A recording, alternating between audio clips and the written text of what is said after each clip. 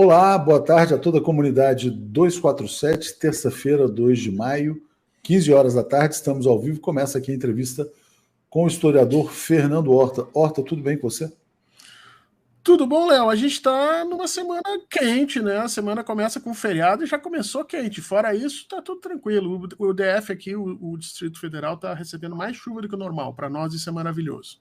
Tudo, na verdade, na mais perfeita desordem, né? Na mais perfeita confusão, para variar. Bom, vamos agradecer aqui aos membros, assinantes, Eduardo Rado, Célia Mary, Ana Paula, Marcos Milani, Mariângela Paiva, Margarida Pereira, Roberto Moreira, opa, chuva de membros, hein? Isso é muito bom. Aloysio Bezerra, Marisa Werkmeister, Nádia e a Diana Carranjo, né? Bom, não podemos fugir ao tema, é o tema mais importante do dia. Hoje, Horta, a gente fez o Bom Dia 247, 3 horas de programa e praticamente monotemático discutindo o PL 2630, PL das chamadas fake news, né? Está tendo uma negociação intensa agora no Congresso Nacional para ver se ele vai ser votado ou não. Mas antes eu queria te parabenizar, porque você ajudou a furar uma fake news gigantesca, uma histeria que foi criada nas redes sociais a partir de uma reportagem do Fantástico no último domingo sobre os perigos do Discord. Né? O Discord e tal, não sei o que, ameaça as crianças brasileiras, os jovens, adolescentes e tal. E muitas pessoas, imediatamente, isso foi uma operação publicitária, né?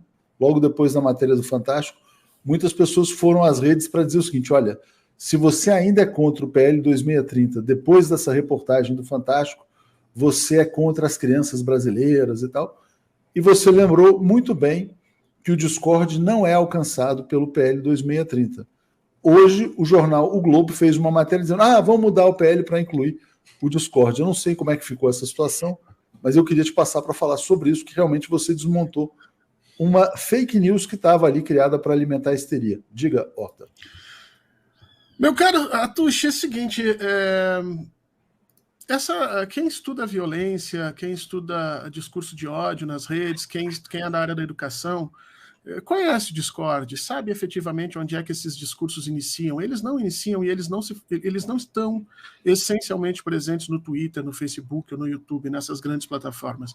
Eles estão nesses pequenos aplicativos, Snapchat, Discord, por aí vai, e estão efetivamente nos canais da internet, nos chans, nos Reddit da vida, e nenhuma dessas coisas é atingida pelo PL. Quer dizer, o que me deixou muito chateado é que supostamente você tem um projeto de lei que foi discutido por 4 anos, porque é assim que ele foi vendido para a sociedade. Um projeto que foi discutido por 4 anos, desde 2020, mais de 15 audiências públicas, não sei quantos especialistas falando. Aí você vende para a sociedade tudo isso, e o resultado disso é uma lei que não fica 72 horas de pé. Porque ela foi apresentada na quinta-feira de noite, Léo, e no domingo o Fantástico apresenta o Discord, que simplesmente não está dentro da lei, que passou batido pelo quem escreveu a lei, que passou batido por quem supostamente ia defender nossas crianças, e que é uma tecnologia de 2015. Porque se você dissesse assim, não, o Discord surgiu em 2021, depois que a lei já tinha, né, já estava sendo... Não. Isso aconteceu em 2015. Ou seja, as pessoas que escreveram essa lei sequer se preocuparam com isso. Aí eu fui perguntar, por que esse número de... Porque a lei diz o seguinte, né? Que a lei só vai trabalhar em cima de plataformas que tenham mais de 10 milhões de usuários mês. Aí eu perguntei, por que veio esses 10 milhões? Né? Porque no projeto original do Alessandro Vieira tá lá 2 milhões. E eu já achava 2 milhões ruim aquele valor, porque eu via que não ia pegar essas pessoas. Por sorte, pega o Discord, que usa 2,9. Mas eu perguntei assim, por que 10? Por que não 8? Por que não 7? 8,5? Por que 10? Aí eu fui ver, sabe o que aconteceu? Essa gente pegou a lei europeia, e a lei europeia diz que lá, né, o DSA da Europa, o Digital Service Act, diz que eles vão regular só as plataformas que têm mais de 45 milhões de usuários na Europa toda.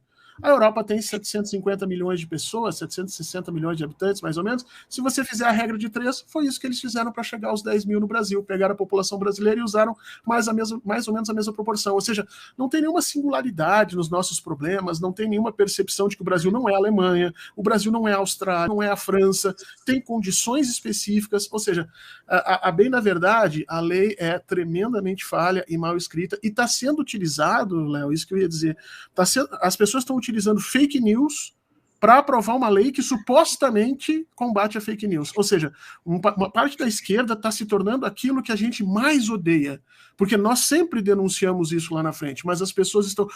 se você é de esquerda e você está defendendo o PL 2630, pelo amor das nossas crianças, pela violência das suas... Pare. Apenas pare, porque o PL não faz isso. Aliás, quando eu comecei a dizer que o PL não era contra fake news, que isso era uma enorme mentira, que o PL não falava disso, me atacaram. Logo em seguida, o Felipe Neto veio a público dizer, não, o PL não é sobre as fake news. Aí todo mundo, não é mais sobre as fake news, mas é o melhor que a gente tem. Ou seja, toda vez que a gente diz alguma coisa, em seguida o pessoal vem atrás, percebe que aquilo que a gente estava dizendo é correto, e aí muda um argumento. Não dá para ser assim. Não dá para a gente ficar fazendo molecagem nas redes o tempo inteiro. Então, leia o que está acontecendo lá e ouça as pessoas que efetivamente estudam isso. Bom, Daniela Rocha, estão vendendo esta PL como uma solução mágica contra a violência nas escolas. Isso. Muita histeria e pouco debate. Bom, eu hoje comecei o Bom Dia 247, estão me batendo muito, Horta, também, mas eu sou um cara, vamos dizer assim, eu sinto que você é um cara que fica mordido, que você quer ir para a briga. Eu deixo baterem e tal, porque depois essas coisas passam e ninguém mais se lembra, né, das agressões e tal. Mas eu comecei o Bom Dia 247 hoje falando de duas manipulações grosseiras, né? Uma foi a manipulação no caso do Discord, ou seja, a Globo fez uma matéria sobre uma empresa não alcançada pelo PL, que motivou uma campanha de propaganda, e ontem a CNN divulgou uma fake news grotesca, na segunda semana. Então eu vou botar aqui a fake news e muitas pessoas, eu tenho certeza, que viram isso, eu vou botar caíram na fake news. Bom, não é nada pessoal, tá? Nunca encontrei a Daniela Lima, nunca falei com ela, não tenho nada contra nem a favor, né? Mas, enfim, é uma jornalista. Mas o que ela fez ontem foi ridículo, Horta. Ela estava ao vivo, aí ela pegou o computador, veja o meu computador, eu não consigo tweetar um tweet aqui a favor do PL 2630, o Twitter está me derrubando, o Elon Musk e tal. Naquele mesmo momento, eu estava fora do Twitter. Todos os nossos jornalistas estavam fora do Twitter. Né? Não passou pela cabeça dela a ideia de que pudesse ser um bug, né? Um bug no Twitter. Aí, não, o Twitter, malvadão, está derrubando quem posta a favor do PL. E o Glenn Greenwald está dizendo, você precisa corrigir os seus erros. Você publicou uma fake news. E muitas, eu vi deputado, senador, ministro, retuitando a Daniela Lima, sem parar para pensar. As pessoas não foram checar se o Twitter tinha caído. Foi uma das coisas mais ridículas, né? Agora, eu falo, será que a CNN não podia checar, né? E, olha só, vamos então aliviar aqui para a Daniela Lima. Vamos imaginar que ela estivesse ao vivo e alguém tenha feito esse alerta para ela. É um constrangimento, né? A pessoa está ao vivo. Será que alguém passou essa informação? Fala aí que não está dando para twittar sobre isso. O Twitter estava fora do ar, gente. Diga, ó. Você já imaginou, se o Elon Musk resolver processar essas pessoas todas? Porque, na realidade, o Twitter está sendo acusado, né, de estar manipulando e tal, e não foi. Já pensou se ele tiver que processar senadores, o próprio governo brasileiro, que, em alguma maneira, caiu nessas coisas? Então, a gente tem que tomar um pouco mais de cuidado, né? As redes, elas estão tremendamente inflamadas. Eu não sei o que é pior, se as pessoas brigando por um PL das fake news que não ataca as fake news, ou se as pessoas brigando pela capivara e o rapaz da fazenda, mas brigando, se tornando inimigos. Então, as coisas estão muito ruins, né? E a gente tem que separar três coisas que eu quero mostrar aqui para vocês. Uma é a posição que a direita e a extrema-direita têm contra o PL, que é totalmente absurda. Eles estão dizendo que o PL proíbe a liberdade de expressão, que proíbe a religião, que vai interditar versículos da Bíblia. Nada disso é verdade, né? O PL não faz absolutamente nada disso, até não faz por quê? Porque vem, obviamente, de uma base bolsonarista. Vamos lembrar que o Alessandro Vieira foi o cara que fez o texto inicial. Ele começa todo dentro do bolsonarismo e só depois o Orlando Silva pega o texto para tentar dar uma guaribada e resolver algumas coisas. Então, não faz isso. Agora, nós da esquerda que estamos questionando o PL, né, a nossa ideia não é defender que as redes não tenham regulação nenhuma, como a direita quer defender, né? Não é defender que as big techs são santas, porque não é. Aliás, eu estou rindo muito que as pessoas estão descobrindo, Atush. Olha que interessante, as pessoas estão descobrindo que o Google, o Facebook e o YouTube, eles manipulam os algoritmos. Eu estou muito feliz isso. Gente de esquerda escrevendo isso, printando a tela do Google e colocando lá o Google manipulando só porque ele botou, né, na parte de baixo ali o linkzinho com a posição deles. É bom que as pessoas tenham descoberto isso agora, né, em 2023. Mas a nossa posição não é uma posição de se colocar ao lado das big techs ou defender as big techs. Muito pelo contrário, eu quero uma regulação maior sobre as big techs. Eu não quero que as big techs possam fazer o que fez. Agora, eu quero uma regulação que tenha 3 características. A primeira, que seja tecnicamente factível, que as pessoas não têm noção do que as pessoas estão propondo. A cada minuto no YouTube, só estou falando do YouTube, não estou falando do Facebook, nem do Twitter, né? A cada minuto no YouTube são colocados dentro da plataforma 500 horas de vídeo. 500 horas de vídeo. Você sabe o que é criar um algoritmo para detectar tudo que tem nesses vídeos? Porque as pessoas às vezes me perguntam assim, mas já tem isso para direito autoral. Tem isso para direito autoral porque é música. Você transforma música em sistemas matemáticos e faz aquilo. Agora, linguagem, cena, foto, tudo isso aí não tem como você fazer essas coisas. Deixa eu só pegar isso aqui, Horta, que é importante aqui o comentário da Renata de Souza Rabelo, que isso cria muita confusão. Renata, olha só, ela está dizendo, desculpa, a Daniela Lima é a única que defende o governo Lula na CNN. Vocês estão errados, estou decepcionado. Não importa se a Daniela Lima é contra ou a favor do governo Lula. O ponto é o seguinte, ela ontem, ela passou por esse constrangimento, ela estava ao vivo e divulgou uma informação falsa de que o Twitter estava censurando o post dela, quando o Twitter estava fora do ar. Se ela defende o governo Lula, que ótimo, né? Que bom que a CNN tem alguém que defenda o governo Lula. Agora, a informação falsa publicada por ela alimentou uma histeria nas redes. E aí é isso que cria confusão. Sabe por quê? Sabe o que estão falando, Horta? Tipo assim, então se o Horta é contra, ele está do lado do Dallagnol. Então o Horta está do lado da Carla Zambelli. Não, o Horta, assim, ele está muito mais à esquerda do que a Daniela Lima, ou do que outras pessoas.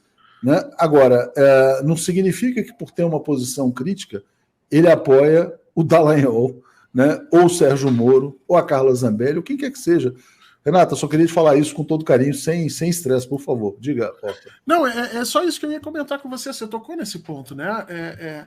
Uma coisa é as críticas que a direita está fazendo a esse PL.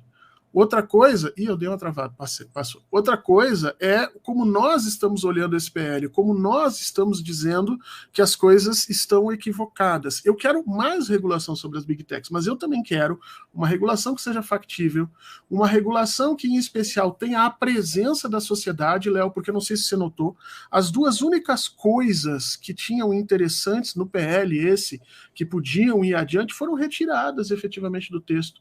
E uma delas era um comitê gestor para a internet, que não é o CGI brasileiro, o Comitê Gestor da Internet brasileiro, que já está ultrapassado, que, enfim, já tem uma série de problemas e questionamentos sobre ele. Era um comitê para as redes sociais específicos para essa questão de informação. Isso estava lá no projeto do Alessandro Vieira. Estava com uma formação errada, eu acho que a formação era ruim, como ele tinha proposto, mas era só mudar.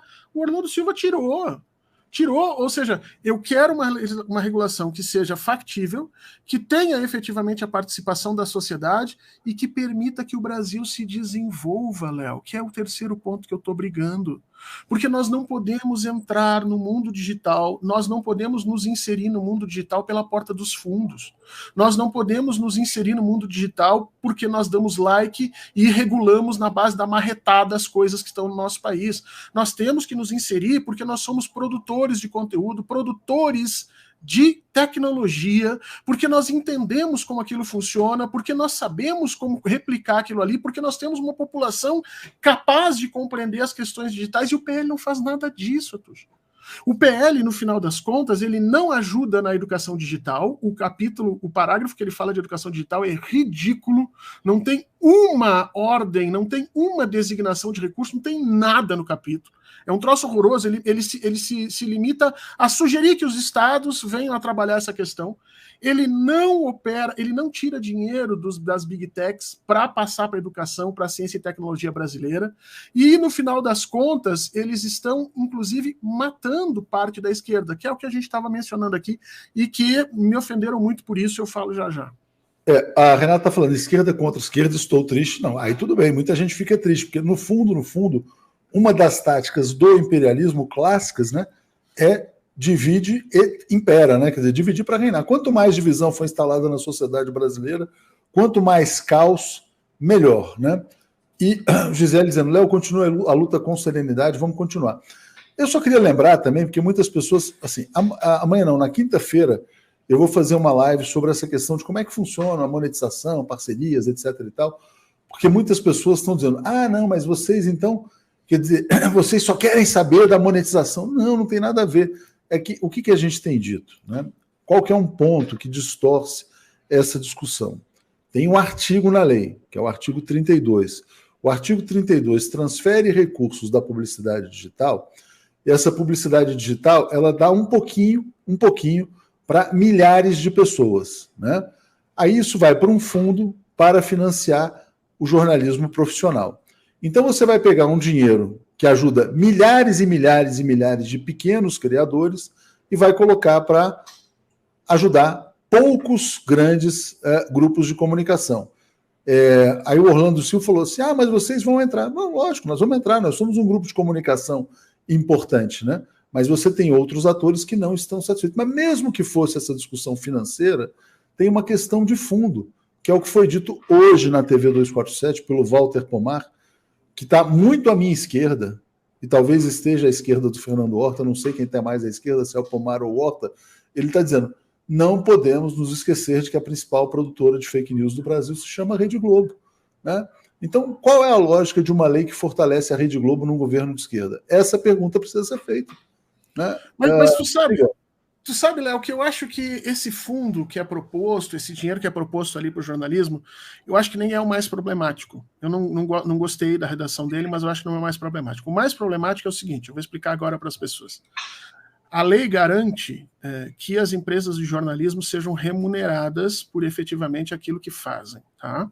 A gente pode discutir isso de forma meritória, a gente pode sentar e dizer se não tem que remunerar o trabalho do jornalista, se tem que remunerar, até onde remunerar, de que maneira remunerar, a gente pode discutir todas essas coisas. O problema é o seguinte, se, vamos supor assim, o Fernando tem um canalzinho, o Fernando vai lá e pega, e todo dia, às 7 horas da noite, o Fernando pega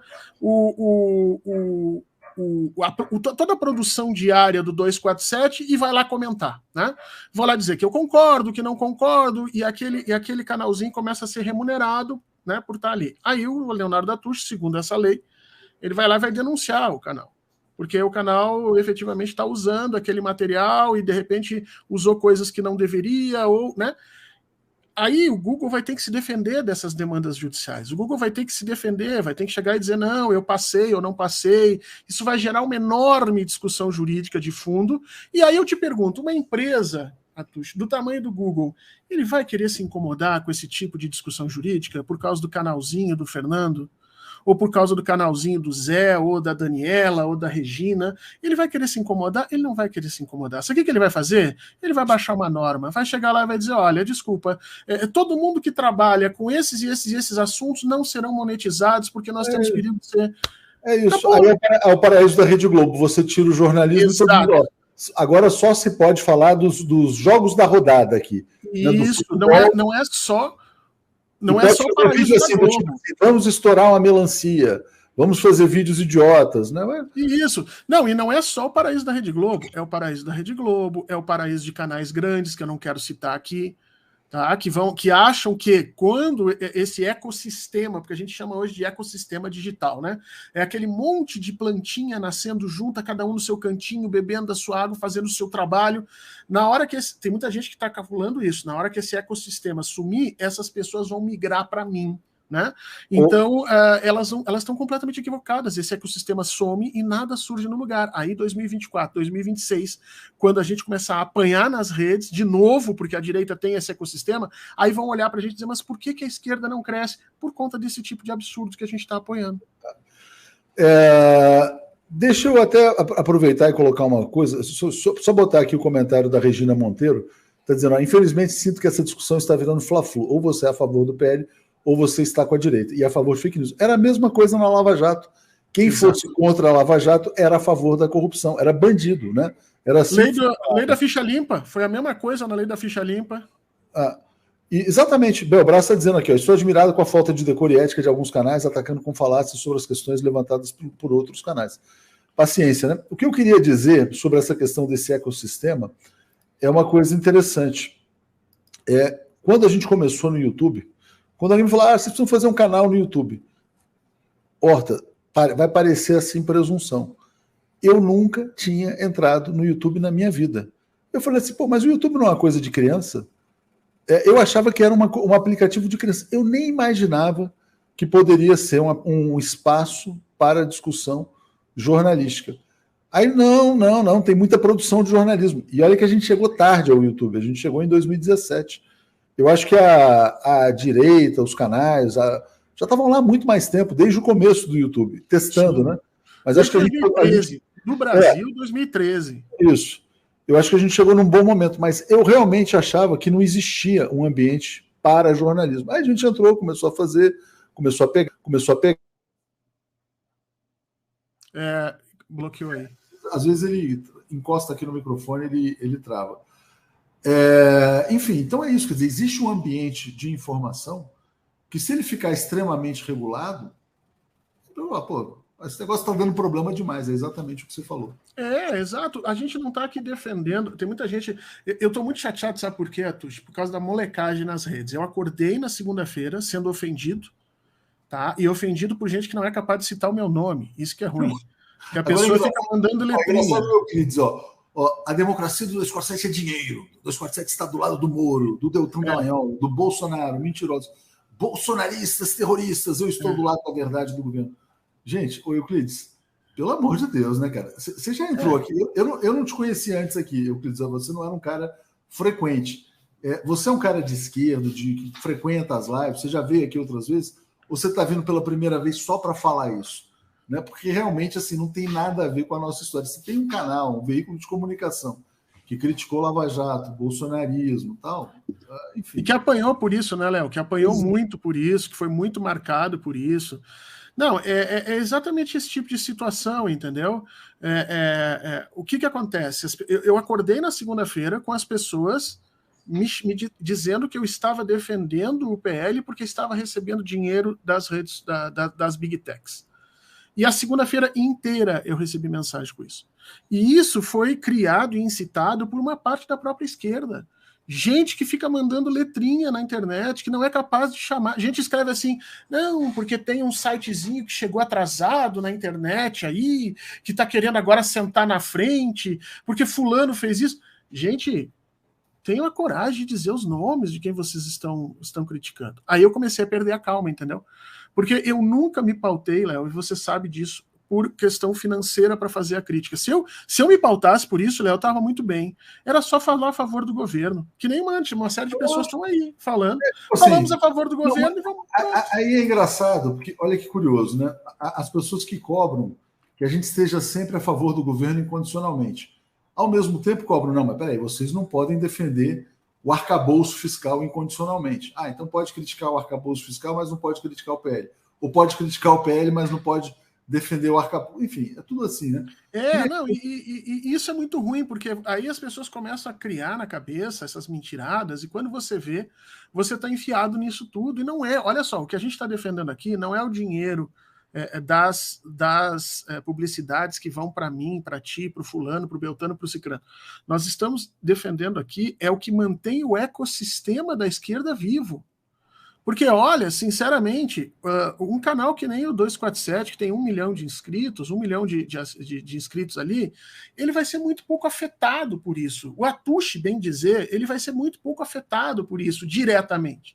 Periga, inclusive, não ser afetado, porque o Atushi vai perder de um lado, mas vai ganhar de outro, porque ele vai estar dentro dos canais formadores, porque a equipe do 247 produz jornalismo. Então ele vai ganhar pelo outro lado. Agora, o canalzinho que tem 10 mil inscritos lá embaixo, que às vezes o rapaz está tirando R$ 1.000 para poder pagar a água, a internet, sustentar um pouco melhor a sua família, esse canal vai ser destruído. Ele vai ser destruído, você está entendendo? E aí, se você sabe o conceito de ecossistema, você sabe o que acontece com o ecossistema quando a gente vai lá e destrói todas as estruturas produtoras na parte de baixo. O ecossistema inteiro vai cair. Você entendeu? As pessoas estão julgando. Tem gente aí na internet se achando jornalistão, dono de não sei do que, achando que as coisas vão virar a favor dele. Não vão. No momento que você atacar esse ecossistema da forma como ele está atacando, ele não sobrevive. Ele vai ruir, porque assim, nós não formamos na esquerda redes autossustentáveis, nós não temos trabalho de base na internet. Quem faz esse trabalho, desculpa dizer para as pessoas, mas quem faz esse trabalho é exatamente pessoas que nem o 247, que nem o Thiago Resiste, que aliás, eu vou ser bem sincero, não sou fã do trabalho dele, e provavelmente ele não me conhece, sabe? Ele vai dizer, olha, não tem nada isso, ele é fã, não sou fã, não sou amigo dele, mas assim, é um cara que trabalha para isso. Sabe, Jones Manuel trabalha também nesse sentido, Sabrina lá do outro lado trabalha também nesse sentido. Nenhum de nós concorda, nenhum de nós é amigo, nenhum de nós sai aí da noite para tomar cerveja sozinho e gastar os milhões que eles acham que a gente recebe do YouTube. Não, mas cada uma dessas pessoas tem uma importância essencial na construção desse ecossistema entrelaçado de coisas que vai ser afetado. E é o interesse da Globo, né, Atush? Porque o interesse da Globo é exatamente isso, é retomar o controle sobre as narrativas, é ganhar dinheiro. Tem gente fazendo cálculos, Atush, não sei se você viu, que a Globo ganharia entre 200 e 300 milhões por ano. Essa matéria saiu no site Notícias da TV, que é ligado ao UOL. Deixa eu mandar um abraço para o meu querido amigo João Pedro de Oliveira Mercedes. O assunto do PL está muito difícil. Inclusive, quero deixar minha solidariedade a você, meu amigo Léo. Vi que o historiador Carlito atacou você de um jeito ridículo. Minha solidariedade. Obrigado, João. E fica aqui a nossa solidariedade também ao Thiago dos Reis também, atacado, e a todos que estão sendo atacados ali injustamente. Obrigado aqui ao Maurício Lourenço, tá bom, dizendo, Atucho, o único que escuta o Rui, obrigado, mandando um abraço aqui. E o Dom Sebastião está dizendo, ó, o PL colou no PT mais desgaste, só falta criar o Ministério da Verdade, Orwell, 1984. Haverá uma dizimação dos pequenos canais de todas as áreas. Eu queria falar exatamente sobre isso, né? É sobre o efeito. Vamos esquecer os canais progressistas. Vamos imaginar que não existisse canal progressista, que você fosse comentarista da Rede Globo e eu fosse comentarista da Bandeirantes e a gente estivesse aqui comentando na TV. Aí alguém perguntava assim, Leonardo Atush, você que é editor aí da Isto É, eu já trabalhei na Isto É e tal, como é que você está vendo o impacto dessa discussão do PL 2630? Né? Eu ia falar o seguinte, olha, isso está criando muito desgaste para o governo Lula. Por quê? Não, porque, olha só, a direita colou no governo Lula o carimbo de censor e autoritário. E uma parte da esquerda está insatisfeita com o financiamento a grandes grupos de comunicação. Então, é um jogo de perde-perde para o governo. Ah, mas veja bem, não tem muita gente defendendo nas redes? Olha, eu diria, quem está defendendo nas redes, na verdade, é aquela turma lá de junho de 2013, sabe? Aquela coisa meio festiva. Não é exatamente o povão, não. E se você perguntar para uma pessoa do povo, né? Olha, o PL 2630, você é a favor porque ele vai salvar as crianças brasileiras ou você é contra porque vão censurar a sua atividade na internet? Eu acho que assim, é desgaste, né? Então eu vejo desgaste, como diz o Dom Sebastião. Diga, Horta. A gente pode analisar isso por diversos ângulos, tá? Eu sou contra o PL por uma série de razões estruturais, mas essencialmente porque ele não atende aos interesses do desenvolvimento tecnológico e educacional do Brasil. Vamos falar sobre isso, mas vamos só para não perder o ponto. Mas não, eu não vou. É isso que eu ia dizer. Agora, político para o governo. Isso. Agora, vamos imaginar, se tivesse uma pesquisa Ibope, o governo ficou mais popular ou menos popular? Não, é isso que eu ia comentar. Agora, a gente pode analisar isso do ponto de vista político, quer dizer, o governo ganha capital ou perde capital político com essa história, né? E eu tenho a impressão que o governo caiu numa armadilha tremenda, né? O governo se mobilizou ou mobilizou seus recursos e está mobilizando, inclusive agora o Flávio Dino encampou essa briga, o Vadir Damusa encamparam essa briga, vão lá na justiça. Eu acho que vão perder na justiça, tá? Acho que eles vão perder na justiça aquilo lá. Mas de qualquer forma o governo encampou, 65 deputados do PT votaram a favor da PL essa, estão trabalhando arduamente para isso, né? E o governo encampou todo esse negócio que é um projeto ruim. E no final das contas, a direita conseguiu aquilo que queria, conseguiu dizer que o governo está censurando. Olha só o que o Metrópolis escreveu aqui. O Metrópolis escreveu assim: Flávio Dino quer proibir o Google de falar bem do Google. De falar mal, né? Flávio Dino quer obrigar o Google a falar mal do PL 630. Tem uma confusão aí, porque na verdade é o seguinte, vamos lá, olha só. Aí vamos falar tecnicamente, né? O Google tem o direito de fazer uma nota para defender as suas posições? Tem, né? Por quê? Porque é uma empresa corporativa, privada, todas as empresas, elas publicam as suas notas. Qual que é a questão que está colocada?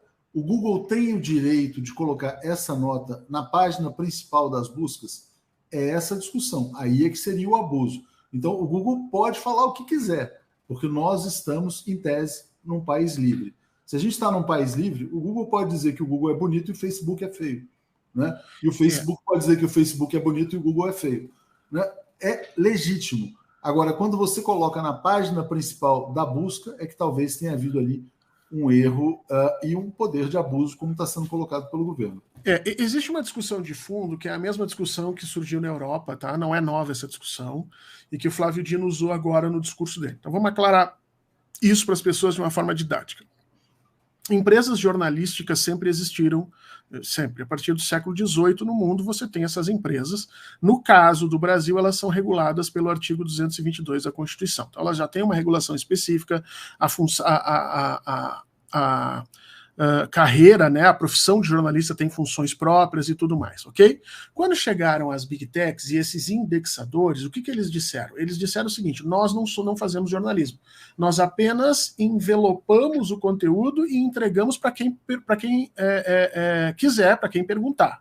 Ok, beleza? Então, o que aconteceu? Eles, as Big Techs, fugiram de toda a legislação que durante 200 anos foi criado para conter os abusos do jornalismo, e que a gente viu que não funciona, né? Porque a Globo e todo mundo aqui no Brasil faz abuso. Então eles fugiram dessa legislação se dizendo neutros. Então eles são empresas de endereçamento de conteúdo, portanto nós somos neutros.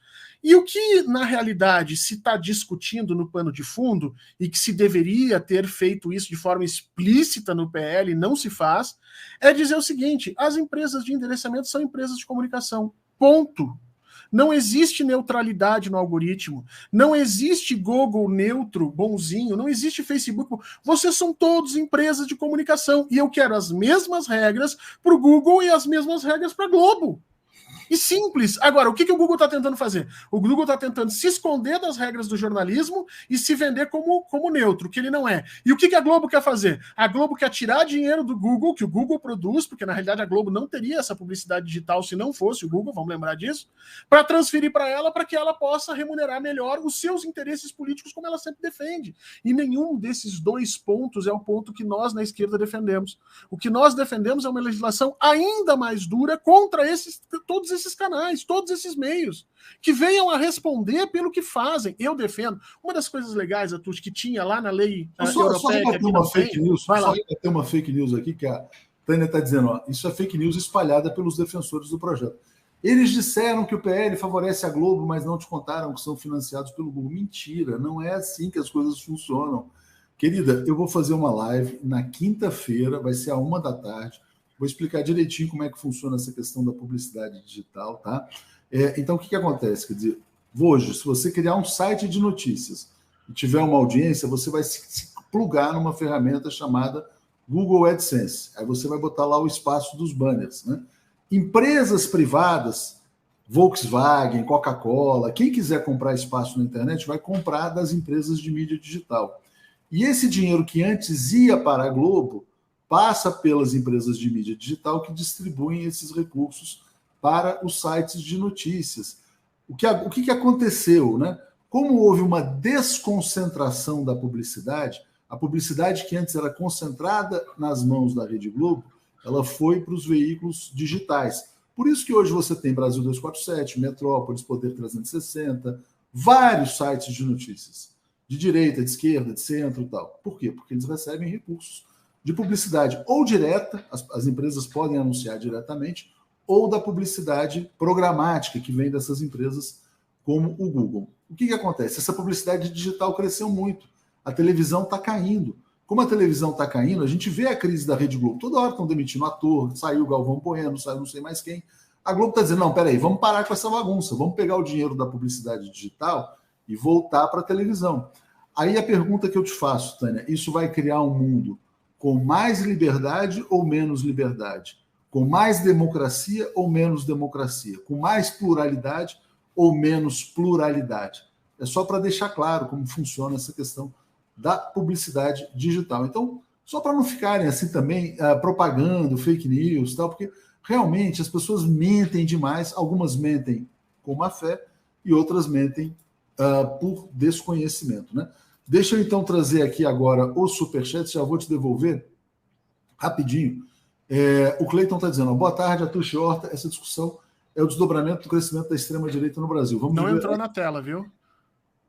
Não, é que eu estava... tá aqui, ó. Deixa eu botar um outro comentário aqui da Valéria, dizendo fora o monopólio da Globo, mas vou ler os outros dois aqui, ó. Boa tarde, a discussão é o desdobramento do crescimento da extrema-direita no Brasil. Vamos viver anos de combate ao extremismo. Dom Sebastião, o PT corre o risco de virar Doriana, não aceito pela direita e desprezado pela esquerda. Se o PSOL for hábil, poderá criar uma nova esquerda. Fernando está dizendo, calma, Léo, assista Cidadão Kane, relaxado. Eu já vi Cidadão Kane, achei legal, tal, mas, enfim. Diga, Horta. Não, isso é uma das coisas que as pessoas têm que entender. As pessoas não têm noção de escala, né? Então vamos botar alguns números aqui. O YouTube foi responsável, por pagar quase 119 bilhões agora em 2021 para os criadores de conteúdo no Brasil, tá? Entre eles a Globo. Porque a Globo também recebe deles. Uma parte desse valor digital também vai para a Rede Globo. A Rede Globo ganha ali. Então, se você for olhar, o que a Globo está disputando nem é tanto a questão das verbas, claro que ela vai ganhar mais, mas ela está disputando o poder político.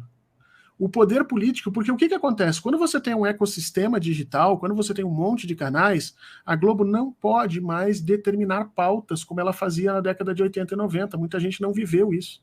Na década de 80 e 90, gente, se não aparecesse no Jornal Nacional, na capa dos jornalões do Brasil, não tinha acontecido. E quando aparecia, o fato era descrito exatamente como a Globo queria. Isso é um poder político brutal. Hoje, olha só, se não aparecer no Jornal Nacional e a mídia de esquerda começar a repercutir, a Globo tem que lançar uma nota logo em seguida, se manifestando. Sim. Então, assim, ela não pode mais determinar a pauta. Ela ainda tem uma importância grande, mas ela não determina mais. O que ela quer fazer é exterminar esse ecossistema e aí voltar a deter a pauta. E essa pauta gera dinheiro para ela, sim. Aí sim ela vai voltar a ganhar muita grana, porque daí vem capacidade de alterar efetivamente os rumos da política brasileira, como ela sempre fez. Exatamente. Deixa eu trazer aqui. Não, eu ia trazer, na verdade, eu estava buscando uma atualização, né? Não sei se vai ser votado hoje ou não. O PL está se opondo ao projeto, o PSDB e o Cidadania também. E no caso do PSDB e Cidadania é interessante porque a origem do projeto é o senador Alessandro Vieira. Que é do Cidadania. Na sua opinião, Horta, por que vamos dizer assim, até a centro-direita pode estar desembarcando nesse projeto? Será que é só para impor desgaste ao PT? Sim, vem a questão. Porque agora aconteceu o seguinte, né? O que não deveria ter acontecido. Uma discussão que era para ter uma parte técnica e uma parte política. A parte técnica era exatamente discutindo as redes e a parte política, essas questões dos ecossistemas e como deve ser remunerado para que mais pessoas possam produzir. Essa discussão virou um fla-flu, que nem disse, né, a nossa leitora aqui, virou um fla-flu, quer dizer, hoje em dia, se você está do lado a favor da PL, você está a favor de Lula, se você está contra a PL, você está contra Lula.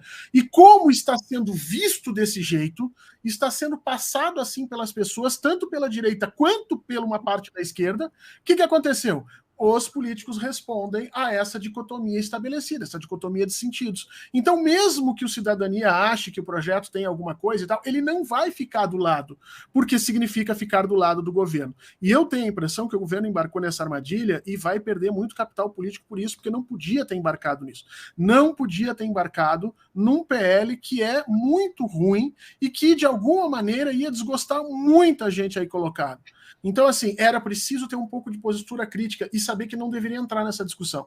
Essa é uma discussão para se ter no parlamento. O parlamento que discuta, o governo não vai se meter nessas questões agora. A menos que o governo queira apresentar um projeto dele, o que eu acho que devia ter sido feito. Nós queremos apresentar um projeto nosso. Aliás, eu acho, Atush, e já defendi isso há muito tempo, embora algumas pessoas achem que eu comecei nessa discussão na quinta-feira, eu já faço isso há anos, eu acho que o governo tinha que ter um plano nacional de comunicação. O governo devia pensar a comunicação de forma nacional, estabelecer na lei a divisão de recursos em todos os canais, reconhecer a internet, os canais progressistas como parte saudável dessa comunicação brasileira, fortalecer as partes mais fracas para ter uma coisa que chama diversidade. Você sabe por que o Brasil caiu nos últimos anos no ranking internacional de liberdade de expressão, Atush? Especificamente a partir de 1997, 98, o Brasil vem caindo ano a ano no ranking de liberdade de expressão. Você sabe por quê?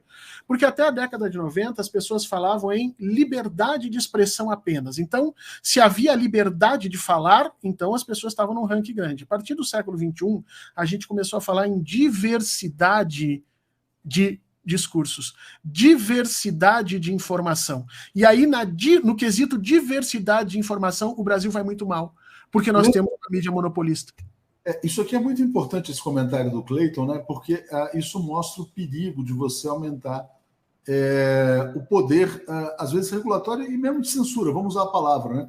Olha aqui, ó, Atush, esquece o dinheiro, vamos pensar. O mais importante é a censura que canais de esquerda vão sofrer. Esqueceu o Ciro Gomes acusando o 247 fake news? Tinha um cirista na Wikipédia, o cara nos detonava lá e a gente não conseguia fazer nada na Wikipédia, a gente teve que fazer um dossiê, etc. e tal. O Ciro Gomes dizia: Brasil 247 é o gabinete do ódio do PT. Né? Totalmente mentiroso, totalmente. O que o Ciro tem de condenação em processo judicial por mentir absurdamente, né? Mentiu sobre Paulo Moreira Leite, sobre um monte de gente. Imagina um Ciro presidente, imagina um Ciro Gomes presidente, com um Congresso a favor dele, querendo eventualmente perseguir inimigos, né, políticos.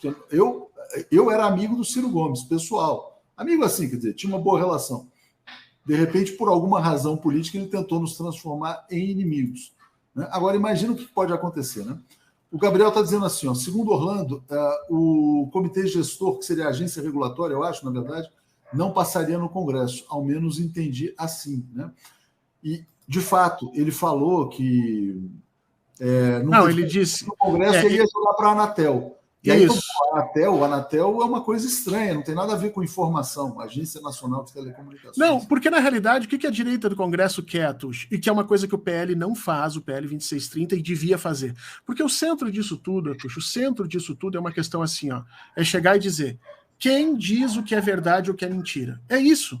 É isso. Quem diz o que é verdade e o que é mentira? Os liberais dizem assim: ninguém deve dizer. Tudo deve valer. Não é essa a posição nossa. As big techs dizem: eu digo que é verdade e mentira. Eu indexo, eu coloco as informações e eu não conto para vocês como é que eu faço isso, mas eu digo que é verdade e que é mentira. Nenhum desses dois pontos é o que nós estamos defendendo.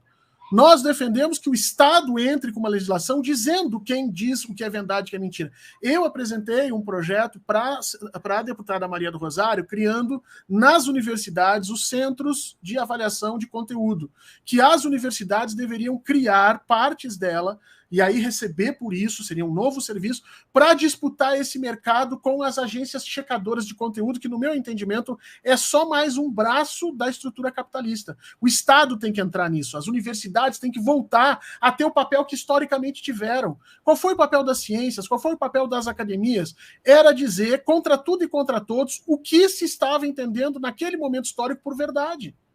Só que a internet veio e jogou tudo isso fora. Sabe, alguém que tem mestrado, doutorado, pós-doutorado numa área, ele é simplesmente questionado por um guri de 17 anos que leu 2 livros.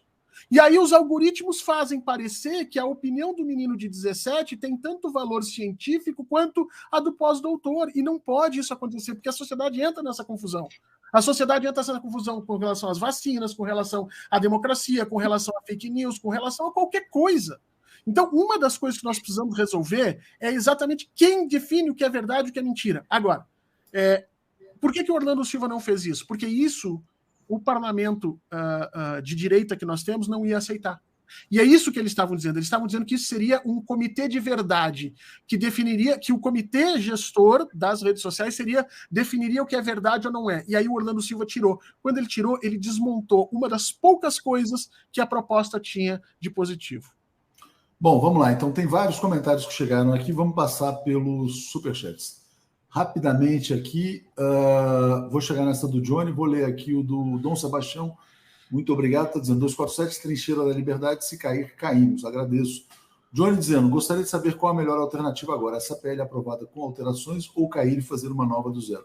E para quando seria uma nova? Bom, o Joaquim de Carvalho, hoje, ele fez uma fala assim, olha, fez um desafio, olha, todos nós somos a favor da regulação, sem o artigo 32, sem o artigo que trata do chamado financiamento da Rede Globo. Agora, ele falou, se tirar o artigo 32, né, desaparece o projeto, porque, no fundo, o projeto está ali também com essa finalidade de transferir os recursos para a Globo. Né? Então, poderia-se fazer esse teste. Por que não, então, discutir combate a fake news e discurso de ódio sem financiar a velha mídia do passado? Né? Simplesmente discutindo o problema. O problema, qual é o argumento do governo? Só para terminar. O problema é fake news e discurso de ódio. Aí existe uma contradição gigantesca no argumento do governo. O governo fala assim, não, mas olha só, para combater a desinformação, precisamos, então, entregar informação. Vamos fortalecer os grupos de comunicação. Aí você pergunta, mas peraí, vocês já pararam para fazer, então, uma análise sobre o histórico da Rede Globo, da CNN, que mentiu ontem, que mentiu na semana passada? Né? Aí ninguém quer falar sobre isso. Ninguém quer falar sobre o histórico de mentiras da imprensa profissional.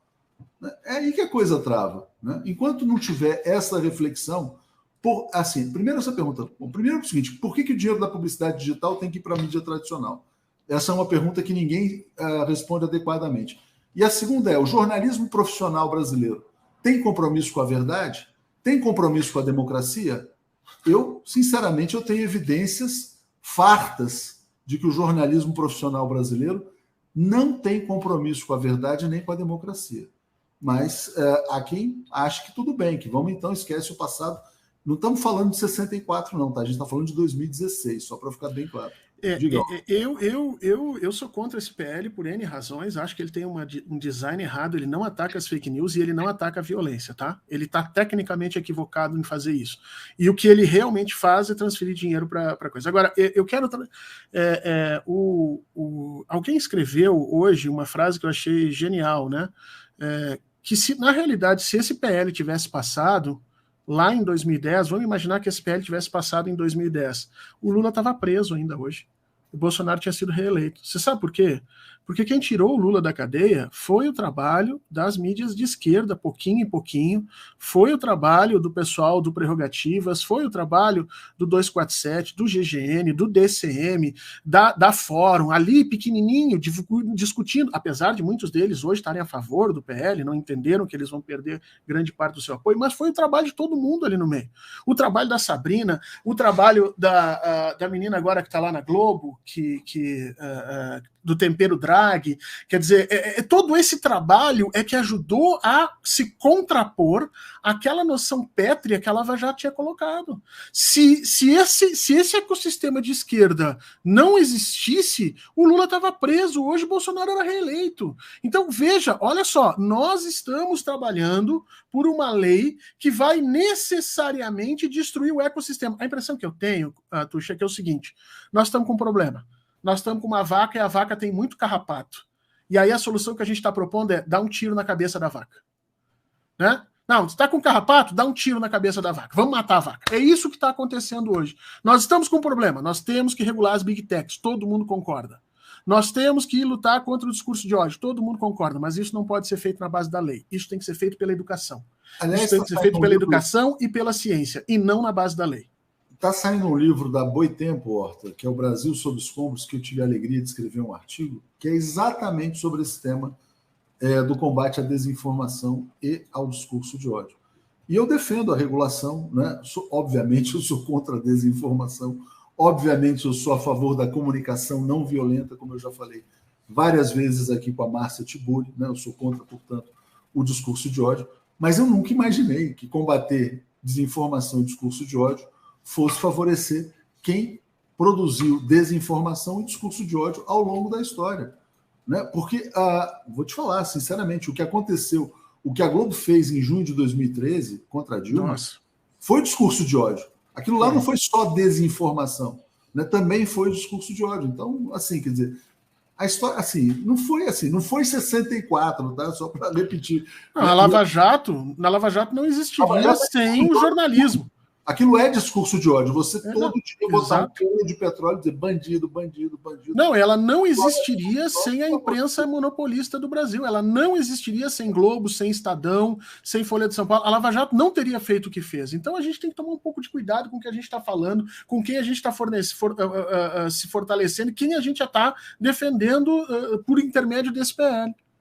Janaína Miranda, todos nós progressistas desejamos regulamentar as plataformas e combater fake news. Podemos contar com o veto do Lula ao 32 e reabrir a discussão sobre remuneração? Eu acho que essa discussão de remuneração não deveria nem existir. Exato. Não tinha nem que estar nesse contexto. Né? E aí tem que ter outra discussão também. Tem que discutir como é que é essa coisa da própria... O financiamento do jornalismo é uma discussão muito complexa também e vai muito além dessa discussão sobre fake news. Mas... Enfim, é o que a Marlene disse aqui. Se tirar o 32, a Globo pega o bolo, sai correndo e vira a mesa. Né? Acabou a brincadeira. Né? Não, e o custo para o presidente de vetar só o 32 lá dentro, lá na frente, vai ser gigantesco, gente. Não pode, a gente não pode. Da Globo, né? A gente não pode botar tudo nas costas do presidente, sabe? A gente faz bobagem e aí espera que o Lula resolva. Não dá, uma hora o custo é muito grande.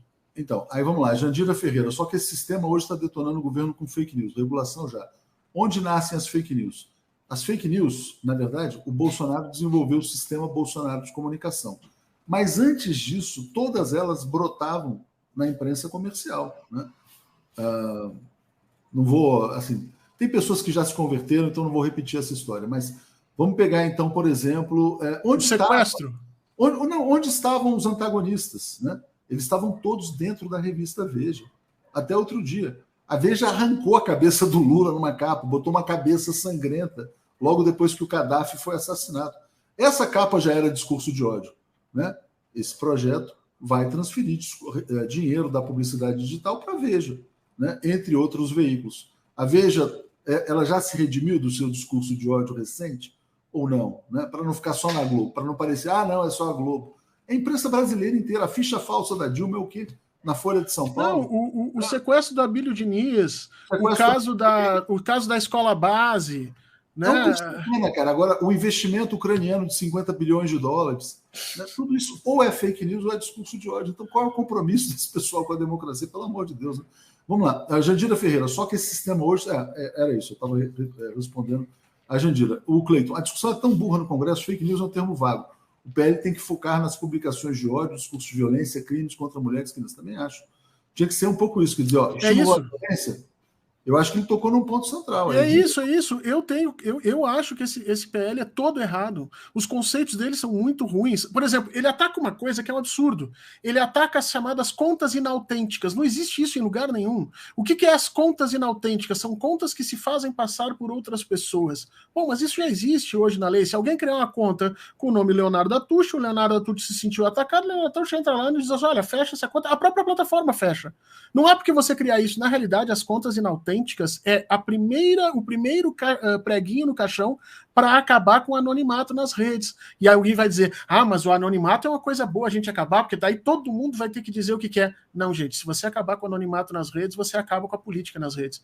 Porque tem muita gente que faz política nas redes de esquerda e que tem empregos em bancos, em grandes empresas e que não quer aparecer.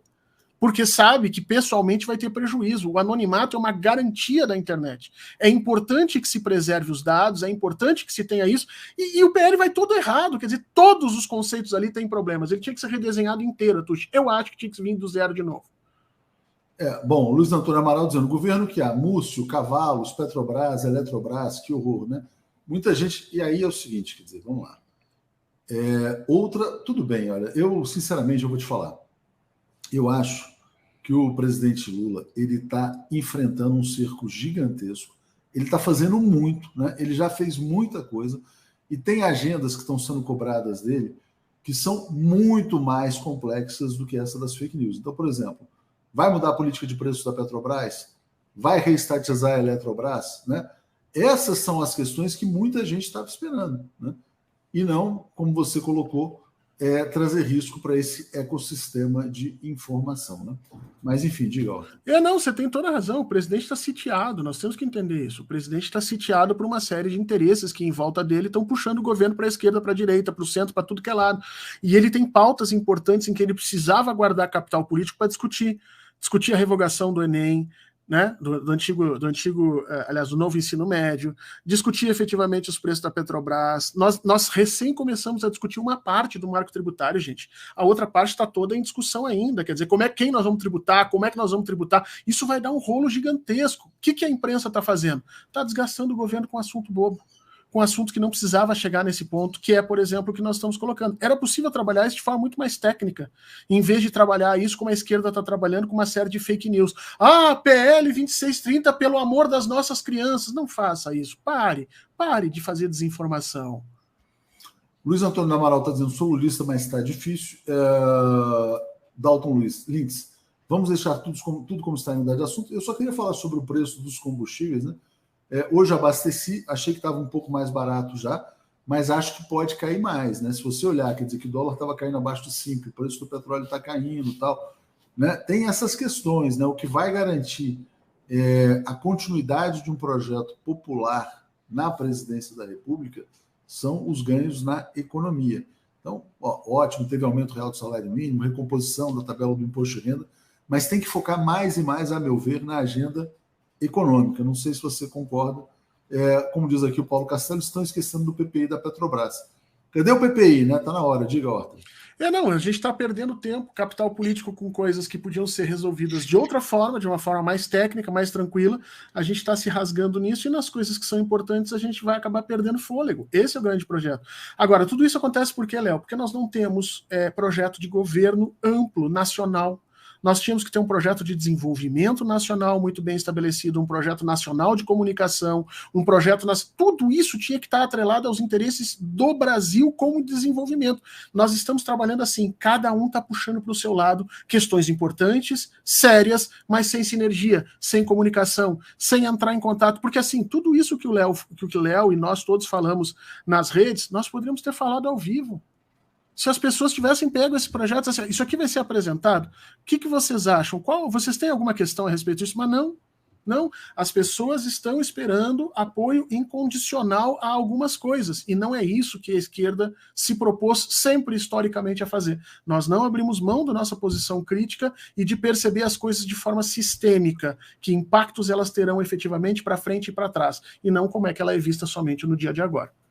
Olha que interessante aqui o que diz a Janaína, para a gente fechar. Olha o prejuízo, né? O gás abaixou 8% nas refinarias e ninguém repercute. Pois é, inclusive tem agenda positiva para ser debatida com a sociedade e as pessoas estão se matando nas redes por conta desse assunto, né?